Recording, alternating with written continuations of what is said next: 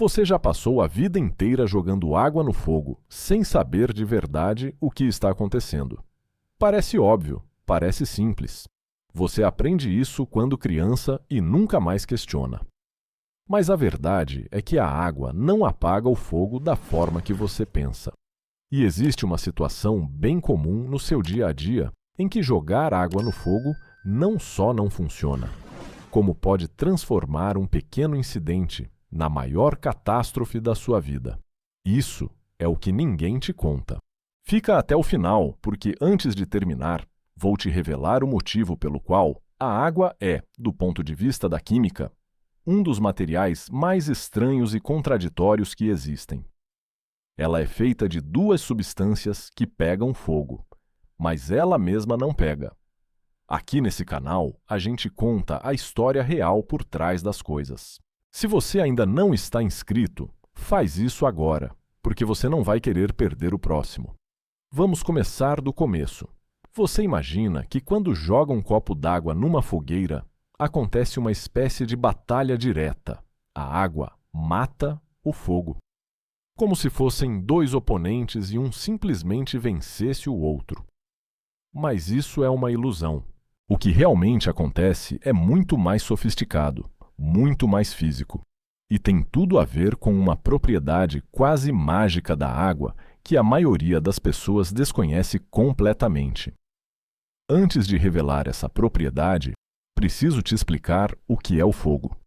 Porque o fogo não é uma coisa. O fogo é um evento. É o resultado visível de uma reação química chamada combustão. E para ela acontecer, são necessários exatamente 3 elementos ao mesmo tempo. Um material que pega fogo, que chamamos de combustível. Oxigênio, que é o comburente, e calor suficiente para iniciar e manter a reação. Tire qualquer um desses 3 e o fogo para. É simples assim. A questão é, como a água elimina esses elementos? E a resposta vai te deixar sem palavras. Vamos voltar no tempo. Muito antes de alguém entender a química por trás disso, os seres humanos já sabiam, por pura experiência prática, que água e fogo não combinavam. Há mais de 4.000 anos, nas primeiras grandes civilizações urbanas, na Mesopotâmia, no Egito, na China, o incêndio era uma das maiores ameaças às cidades. Construções de madeira, palha e barro seco se incendiavam com facilidade absurda. E sem nenhum sistema de controle, cidades inteiras podiam desaparecer em questão de horas. Os egípcios do século III a.C. já tinham experimentos com dispositivos primitivos para lançar água com mais força e alcance. O cientista alexandrino Ctesíbio projetou uma espécie de bomba extintora, um cilindro com pistão que forçava a água para fora com pressão. Era rudimentar, mas foi o embrião de tudo que viria depois. Mas foi em Roma que o combate ao fogo ganhou escala real. A cidade era um caos arquitetônico. Prédios chamados insulae empilhavam famílias pobres nos andares mais altos, sem cozinha adequada, usando pequenos fogareiros para aquecer comida. No térreo, armazéns cheios de materiais inflamáveis. Roma ardia com uma frequência assustadora. Em 22 a.C., um incêndio devastou uma parte significativa da cidade. E foi aí que o imperador Otávio Augusto tomou uma decisão que mudou a história da segurança pública. Em 6 d.C., depois de outro grande incêndio, ele criou os vigiles. A primeira brigada de bombeiros organizada do mundo, com mais de 3.000 homens divididos em 7 grupamentos, que patrulhavam Roma dia e noite. Esses homens eram especializados. Havia os aquari, responsáveis por manusear as bombas de água. Havia os sifonari, que usavam mantas embebidas em vinagre para abafar chamas. E havia os centones, que iluminavam o cenário do incêndio. Quando o alarme soava, eles se alinhavam em correntes humanas desde a fonte de água mais próxima até o fogo, passando baldes de mão em mão numa cadência frenética.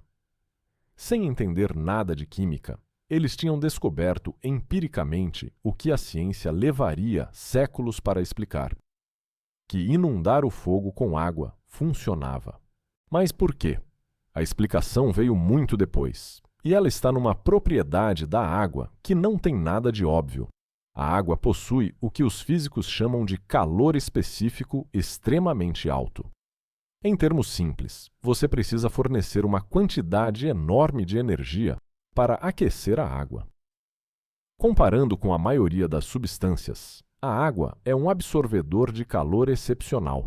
Ela suga a energia térmica do ambiente como uma esponja gigante suga líquido. Quando você joga água sobre um incêndio, ela não apenas cobre o material em chamas, ela rouba o calor das chamas para si mesma, resfriando tudo ao redor de forma agressiva. E o fogo, sem calor suficiente para manter a reação, simplesmente para. Mas isso é só metade da história. E aqui vem a parte que quase ninguém sabe. Enquanto absorve esse calor todo, a água atinge seu ponto de ebulição, 100 graus Celsius, e se transforma em vapor. E é nesse momento que acontece o segundo golpe, o mais eficiente de todos. O vapor de água que se forma ocupa um volume muito maior do que a água líquida que existia antes. E esse vapor se expande rapidamente ao redor das chamas, deslocando o oxigênio da região. Lembra do triângulo do fogo? Sem oxigênio, não tem combustão. O vapor age como um cobertor invisível, sufocando as chamas por privação de ar. A água, portanto, apaga o fogo de dois jeitos ao mesmo tempo, resfriando e abafando. Dois problemas resolvidos com uma única substância. Isso é o que ninguém te explica na escola. E o processo tem números impressionantes. Para cada grama de água que evapora, são absorvidas aproximadamente 540 calorias de calor. Pensa na escala. Um balde de 10 litros de água tem 10.000 gramas. No processo de evaporação completa, esse balde pode absorver mais de 5 milhões de calorias do ambiente. Isso é uma quantidade colossal de energia térmica sendo retirada das chamas em segundos. É por isso que bombeiros jogam água em grandes quantidades e de forma contínua. Eles estão literalmente drenando a energia do fogo. Com o passar das décadas e dos séculos, o uso da água como agente extintor foi sendo aperfeiçoado. O grande incêndio de Londres em 1666, que destruiu mais de 13.000 casas e 87 igrejas em 4 dias, acelerou a padronização dos sistemas de combate ao fogo na Europa. Aquedutos romanos já forneciam saídas em forma de hidrante ao longo de seus canos, para facilitar o acesso à água em emergências. O que começou como baldes passados de mão em mão virou bombas, mangueiras, caminhões e sistemas hidráulicos sofisticados. A lógica, porém, é exatamente a mesma de 2.000 anos atrás: roubar o calor e cortar o oxigênio. E é aqui que chegamos na parte que pode salvar a sua vida. Porque a água não apaga todo tipo de fogo. Muito pelo contrário. Em alguns casos, jogar água é a pior coisa que você pode fazer. Pensa numa frigideira com óleo quente pegando fogo na sua cozinha. Você entra em pânico, vai até a pia, enche um copo de água e joga. O que acontece é uma explosão de chamas que pode alcançar o teto em frações de segundo. Por quê? Porque a água tem seu ponto de ebulição em 100 graus. O óleo em chamas estaria a uma temperatura muito superior a essa. Quando a água entra em contato com o óleo superaquecido, ela vaporiza instantaneamente de forma explosiva, arrastando consigo milhares de gotículas minúsculas de óleo pelo ar. Essas gotículas de óleo, agora dispersas no oxigênio, entram em combustão todas ao mesmo tempo. O resultado é uma bola de fogo. Isso acontece na cozinha de pessoas comuns todos os anos e causa acidentes gravíssimos. O correto, nesse caso, é abafar. Tampar a panela com uma tampa ou um pano úmido bem torcido, cortando o oxigênio sem provocar a explosão do vapor. Fogo elétrico também não aceita água, porque a água conduz eletricidade e você pode levar um choque fatal. E fogo em metais como magnésio, lítio ou sódio reage com a água de forma química, intensificando as chamas em vez de apagá-las. Agora chegou a hora da revelação prometida no começo. A água é feita de hidrogênio e oxigênio. O hidrogênio é um gás altamente inflamável. Explode quando em contato com faísca. O oxigênio é o comburente, aquele que alimenta o fogo. Teoricamente, a água deveria pegar fogo, mas não pega. E a razão é que a água não herda as propriedades dos elementos que a compõem.